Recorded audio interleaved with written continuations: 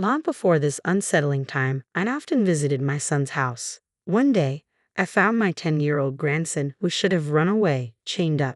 As I rushed to help him, he said my daughter-in-law, who was supposed to be deceased, was there. "Your mom passed away," I replied, confused. Following my grandson's instructions, I opened the floor to find my deceased daughter-in-law lying there. Panic seized me as the unimaginable unfolded. Soon, a series of horrifying truths emerged. A year ago, after my husband passed away, I lived alone. My son's family was just a 30-minute walk away, so I didn't feel lonely, especially since my grandson Ron often rode his bike to visit me. "Grandma, look, I got a perfect score on my math test," he would proudly announce. His kindness and intelligence always charmed me. My son, Simon, at 34, was a company employee with a degree in economics. He seemed busy, which I took as a sign of his hard work. His wife, Lily, often visited me, and I was grateful for her concern. "Mom, you should go on an overseas cruise," she suggested half a year ago. My son then surprised me with a 2-week trip, wanting to cheer me up after my husband's passing. "Oh my, what a thoughtful gesture. Thank you," I exclaimed, joyfully planning the trip with my friends. However, Lily passed away a week ago, and the funeral had already taken place when I returned with souvenirs. Shocked, I learned from my son at the doorstep that it was so sudden they had a private funeral. "No way," I gasped, trying to peek inside the house, but my son blocked my view. "I didn't tell you because I wanted you to enjoy your trip," he said. "Did you inform her parents?" "What about Ron?" I asked, bombarding him with questions. My son frowned and replied, "I've contacted her parents. Ron is in shock, so please leave him alone." I couldn't believe Lily was gone. "Can I come in?" I asked, but my son glared at me. "Stop thinking only about yourself. You're really persistent," he yelled, shoving me into the street. Feeling deeply ashamed, I apologized and decided to leave, regretting not forcing my way in then. Something terrible was already happening. The next day, I decided to call my son to offer help instead of showing up unannounced. But he didn't answer, possibly busy with work. I wanted to visit Lily's grave and check on Ron, but didn't want to burden my son. After several unanswered calls, I left a message asking if I could visit the next day. Still no call back, so I decided to call once more. After a few rings, my son answered with an irritated tone. "Why are you calling so much? I've got a lot going on here." "Why?" "Because I'm worried about you and my grandson." By the way, Ron ran away. He left a note saying, "I'm following Mom," I said, horrified. "Oh no. Did you call the police?" I asked. Of course, I called them immediately. I'm terribly worried about Ron. He must be lonely after losing his mother. "Oh, please come back," my son replied. My hand grew cold and numb as I held the phone. "I'll look for him too," I said. "He'll come back eventually, so you don't need to do anything," my son shouted, then hung up. I began to doubt whether he was really looking for Ron. That night, I couldn't sleep, constantly worrying. As the sky began to lighten, I made a decision. Better to walk around searching for Ron than doing nothing. More searches would be better. I headed to the police station as soon as the inquiry desk opened at 8:30. "My grandson ran away, and you're searching for him, right? Any leads?" I asked the officer. To my shock, they said no search request had been filed. "What? That can't be," I stammered, stunned, remembering my son's evasive answers. "He's hiding something." Thanking the officer, I immediately went to my son's house. I rang the doorbell, but there was no response as he was likely already at work. Using my spare key, I let myself in. From the back, I heard noises. Did he leave the TV on? Curiously, I headed towards the sound, finding my grandson chained in the kitchen storage space. "Ron, what happened to you?" I rushed to him and hugged him. "Grandma, please help Mom first." He pointed to the floor storage nearby with his chin. "But your mom is gone, right? The funeral was held." "No, Mom is here. Please hurry," he pleaded, panic-stricken, crying, and kicking to get closer.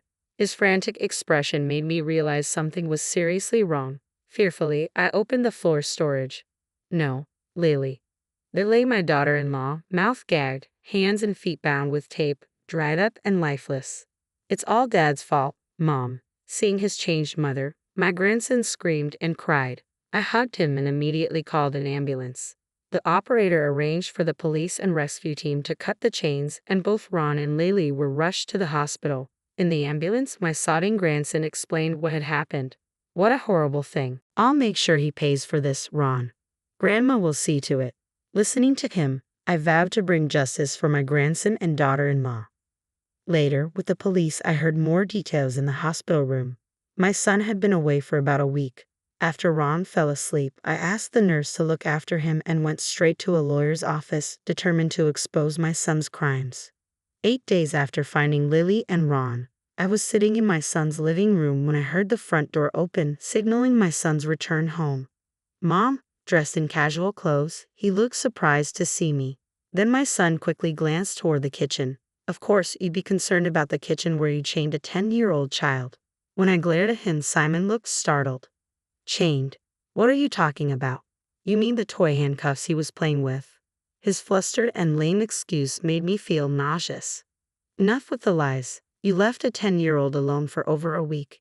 You said Ron ran away from home, didn't you? I accused sternly. Simon's eyes darted around, occasionally glancing toward the kitchen. He did run away, but the police found him. Liar, you didn't even file a missing person report. I confirmed it myself. I stood up from the chair with a bang and yelled, making my son wince and fall silent. But Lily's gone, and I have to work for the sake of the kid left behind, he mumbled, sneaking glances to check if the floor hatch was open. That's completely different from what Ron told me. Just as I started speaking, my son shouted, Enough already, you old hag. Haven't you finished menopause? He raised his voice, interrupting me, and tried to drag me out of the house. I found your dried-up wife under the floor you keep glancing at. I know everything. I pushed his hand away with all my strength, my hair disheveled as I screamed. Simon paled at my words. In fact, I had heard the full story from my grandson on the day I found Ron and Lily. Ron had been on a 5-day camp until the day before I returned. When he came back full of memories, Simon told him, Mom has passed away. No matter what Ron asked, Simon didn't answer and blocked the kitchen with a partition, preventing access. My grandson cried, I want to see Mom. I want to see Grandma. But Simon only yelled, Shut up. When I visited Simon's house right after returning, Ron heard the doorbell and was thrilled. Grandma's here.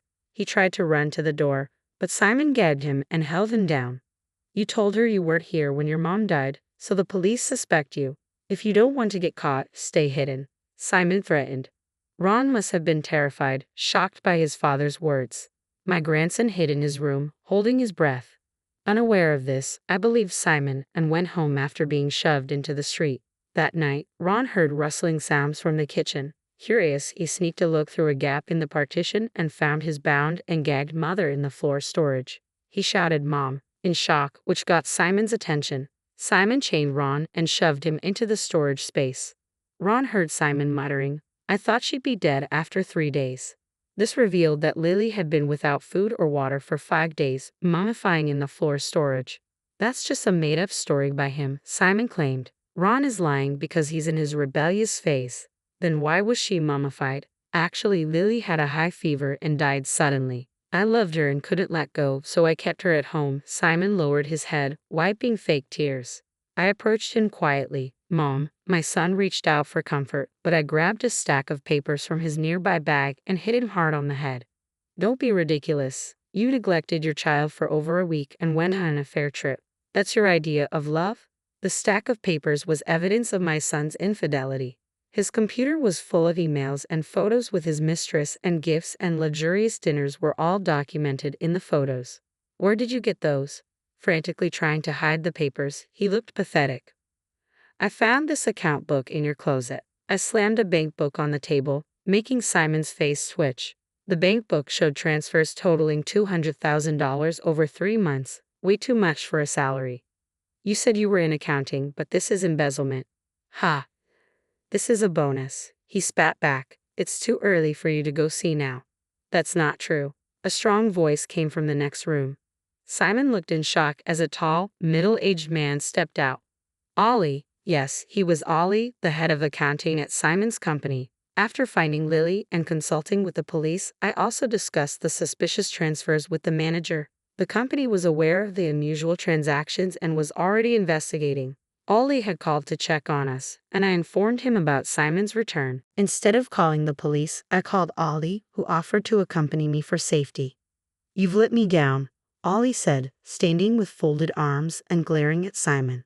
Everyone makes mistakes, but a crime is inexcusable, even once. What? Simon told me he was an exceptional employee, I asked, confused by the contradiction. No, he makes many mistakes and tries to blame female colleagues. I was stunned and looked at Simon, who avoided eye contact.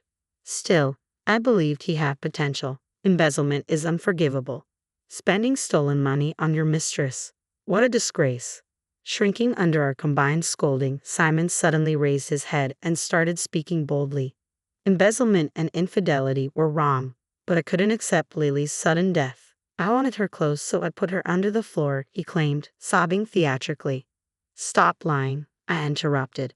Lily is alive.